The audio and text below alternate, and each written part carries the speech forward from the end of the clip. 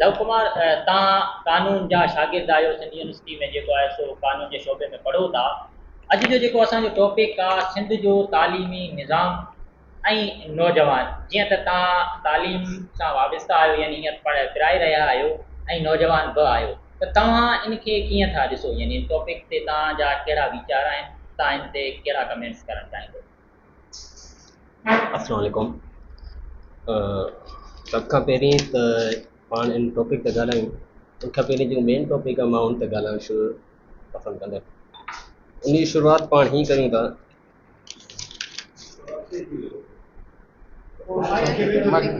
आवाज़ सही पई अचे? तव्हां शेयर खे थोरी अॻिते कयो। हलो, हाणे सही पियो अचे आवाज़? जी हा, सही आहे, ॻाल्हायो। तालीम सां रोशन थिए थो हर हिकु इंसानु, जेल में रहिजी वञे थो जेको रहे थो नादान। हाणे हिन टॉपिक ते ॻाल्हाइण जे लाइ पाण ॾिसूं त जेकॾहिं तालीम छा आहे ऐं तालीम जो छो ज़रूरी आहे, तालीम ज़रूरी छा आहे। जेकॾहिं पाण ॾिसूं तालीम जेको आहे उहो कंहिं बि क़ौम जो सरमायो हूंदी आहे, कंहिं बि क़ौम जी तरक़ी जो बुनियादी जेको हूंदी आहे। ऐं नौजवान जेको आहे उनजो रोशन मुस्तक़बिल हूंदा आहिनि। जेकॾहिं तालीम ई न हूंदी, जे तालीम सुठे जेको असांजी रिक्वायरमेंट्स आहिनि उन मुताबिक़ न हूंदी तालीम, त हुन में नौजवान जो बेशक जेको सो फ्यूचर जेको हूंदो, मुस्तक़बिल जेको हूंदो उहो अफेक्टेड थींदो, उन मां असरु अंदाज़ थींदो। त तालीम खे जेकॾहिं असां तालीम जे बारे में इस्लामिक पॉइंट ऑफ व्यू सां बि जाम सारियूं जेको सो आहिनि, त जीअं असांजे क़ुर में बि आहे त पहिरियों लफ़्ज़ जेको इस्तेमालु थियो आहे उहो इक़रा आहे। ऐं नेल्सन मंडेला बि चयो थो, जेकॾहिं तव्हां कंहिं नेशन खे ख़तमु कयो, कंहिं क़ौम खे ख़तमु करणु चाहियो था त उनखां तइलीम खे ख़तमु करे ॾियो। इन खां तइलीम खां वधीक पावरफुल ॿियो को हथियार न आहे। ठीकु आहे। हाणे तालीम खे जेकॾहिं असां ॾिसूं, असां वटि ॿ कॉन्सेप्ट आहिनि। हिकिड़ो तालीम हूंदी आहे जेके एजुकेशन चवंदा, ॿियो हूंदो लिटरेसी रेट। हिन ॿिन्ही शयुनि में डिफरेंस हूंदो आहे। ठीकु आहे। इहे ॿई शयूं असां आमतौर ते ॾिठो वेंदो, चवंदा आहिनि ॿई शयूं हिकु आहिनि, पर हीअ ॿई हिकु शयूं न आहिनि। हिन ॿिन्ही में डिफरेंस आहे टेक्निकली। ठीकु आहे। जेकॾहिं तालीम असां चऊं त तालीम असांखे शऊर ॾिए थी, सही ग़लति में डिफ्रेंशिएट करणु सेखारे थी, फ़र्क़ु करणु सेखारे थी तालीम असांखे। तालीम असांखे माना ज़िंदगी गुज़ारण जो हिकु तरीक़ेकार सेखारे थी। जॾहिं त जेको लिटरेसी आहे, उहो लिटरेसी जो मक़सदु इहो हूंदो आहे त जेको बि माण्हू, जेके बि शख़्स पढ़णु लिखणु ॼाणनि था उहे जेको त लिटरेट आहिनि। ऐं असां जेको तालीम खे काउंट कंदा आहियूं न, उहो लिटरेसी जे हवाले सां कंदा। असांजे मुल्क जे, असांजे सिंध जो जीअं चवंदा आहियूं त लिटरेसी रेट केतिरो आहे ऐं मुल्क जो लिटरेसी रेट केतिरो आहे, उन हिसाब सां असां उनखे ॾिसंदा आहियूं। अॼु जॾहिं बि असां तालीम त ॻाल्हि कंदा आहियूं त आम तौर ते माण्हू जेके ॻाल्हाईंदा आहिनि उहो पंहिंजे ज़हन में हिकिड़ी शइ ईंदी आहे, खोट, नाकामियूं, नाहेली, इहे सभु शयूं। जॾहिं बि असां तालीम त ख़ासि तौर ते जॾहिं बि तालीम त ॻाल्हाईंदो, असांजे ज़हन में पहिरीं वर्ड ईंदो आहे सिंध। असां हमेशह सिंध ते ॻाल्हाईंदा आहियूं। असां वर्ल्ड रैंक ते न ॻाल्हाईंदा आहियूं, कंट्री रैंक ते न ॻाल्हाईंदा आहियूं। असां सिर्फ़ु ॻाल्हाईंदा आहियूं सिंध ते।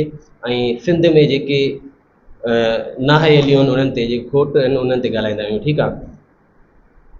बेशक आहिनि इहे सभु शयूं। हर सिस्टम में जॾहिं को सिस्टम हलंदो आहे त उन में नाकामियूं बि हूंदियूं आहिनि, उन में कामयाबियूं हूंदियूं आहिनि, उन में जेको सो ज़रूरतूं बि हूंदियूं आहिनि, उन में अवेलेबिलिटीज़ बि हूंदियूं आहिनि। त सिंध जे अंदरि बि इहे शयूं आहिनि। जेकॾहिं असां पॉज़िटिव, जॾहिं असां कंहिं बि शइ जी मुस्बत सोच रखंदा आहियूं न, त हुन में असांजे जेको सो मुनफ़ी शयूं जेके हूंदियूं आहिनि उहे नज़रअंदाज़ थी वेंदियूं आहिनि। त असां कोशिशि कयूं त फ़िलहालु उन शइ ते फोकस कयूं जेके मुस्बत शयूं असां वटि जेके आहिनि। तालीम ते जॾहिं ॻाल्हाईंदा आहियूं त जेकॾहिं असां पंहिंजे ख़ते ते साईं सिंध ते नज़र घुमायूं, मुंहिंजे ख़्याल में मूं जाम टाइम पहिरीं जेको हिन जी एराज़ी पढ़ी 7,96,094 किलोमीटर एतिरी कुझु हुई। हिन सॼे मैप ते असां जेकॾहिं नज़र घुमायूं त हिन में हर 2 किलोमीटर, 3 किलोमीटर, 5 किलोमीटर तव्हां ॾिसो त हिकिड़ो स्कूल मौजूदु हूंदो। हिकिड़ो स्कूल मौजूदु हूंदो। उन स्कूल में शागिर्द हूंदा आहिनि, उन स्कूल में टीचर्स बि हूंदा आहिनि। मतिलबु ॾिसूं त पंहिंजी सिंधी अंदरि तालीम जो बुनियादु आहे, नेटवर्क आहे, हिकिड़ो ढांचो आहे। बसि हुन ढांचे खे मज़बूत करिणो आहे, हुन ढांचे ते कमु करिणो आहे असांखे। ऐं असांजी जेको तालीम जी रसाई आहे उनखे मुमकिन करिणो आहे। हाणे तालीम जे स्कूल्स मौजूदु आहिनि, ज़ाहिरी ॻाल्हि आहे, यूनिवर्सिटीज़ आहिनि, स्कूल्स आहिनि, कॉलेजिस आहिनि। ऐं उन कॉलेज में जेकॾहिं असां ॾिसूं त यूनिवर्सिटी जी ॻाल्हि कयूं त यूनिवर्सिटी असांजी सिंध जेको आहे हर साल ॾिसो केतिरा नौजवान पास थिया आहिनि। ऐं सिंध यूनिवर्सिटी त गॾु हिननि में जेके बि केतिरो हर साल जेको सो केतिरा त नौजवान जेके सो प्रोफेशनल फील्ड्स था निकिरंदा आहिनि, जेके CSS कंदा आहिनि ऐं डिफरेंट फील्ड्स में जेको तव्हां ॾिसो पंहिंजा कम सां अंजाम ॾेई रहिया आहिनि। सिंध में जेको असां जेकॾहिं लम्स यूनिवर्सिटी नज़र घुमायूं या इंजीनियरिंग साइड असां जेकॾहिं असां मेहराण यूनिवर्सिटी कराची वञूं त असां NAD यूनिवर्सिटी, त मतिलबु बुनियादु आहे असां वटि, उन बुनियाद ते असांखे कमु करिणो, उन बुनियाद खे स्टॉप करिणो। सॉरी तव्हांखे इंटरफेयर कयां थो। तव्हां बुनियादी तौर ते चयो त असां रुॻो मनफ़ी शयुनि खे ॾिसंदा आहियूं ऐं जॾहिं बि असां ॻाल्हि कंदा आहियूं सिंध जी कंदा आहियूं, त सिंध जी असां उनजे करे कयूं त अॼु असांजो टॉपिक इहो आहे खिते में रहूं था, उनजे करे असां पहिरीं त पंहिंजा मसइला हल कंदासीं।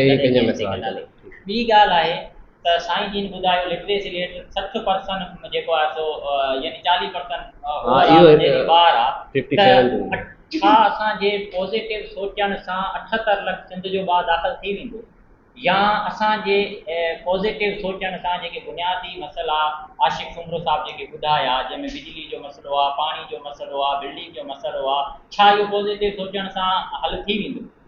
ॾिसो, जॾहिं असां अरिस्टोटल जो चवणु आहे, जॾहिं असां जंहिं शइ खे जंहिं नज़र खां ॾिसंदा आहियूं या जीअं असां सोचंदा आहियूं उहा शइ अहिड़ी थींदी आहे।